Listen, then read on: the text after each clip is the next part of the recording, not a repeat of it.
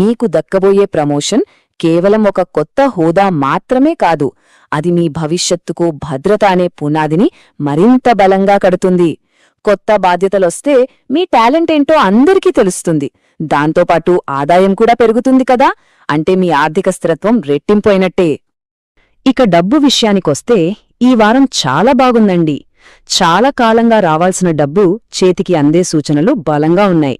అంతేకాదు, కొత్త ఆదాయ మార్గాలు కూడా తెరుచుకుంటాయి. వీటన్నిటి ఫలితంగా మీ సేవింగ్స్ కూడా బాగా పెరిగే అవకాశముంది. అయితే ఇక్కడొక చిన్న సలహా: డబ్బు వస్తుంది కదా అని అనవసరమైన ఖర్చులు, లగ్జరీల మీద పెట్టొద్దు. దయచేసి ఈ వారం కాస్త కంట్రోల్లో ఉండండి.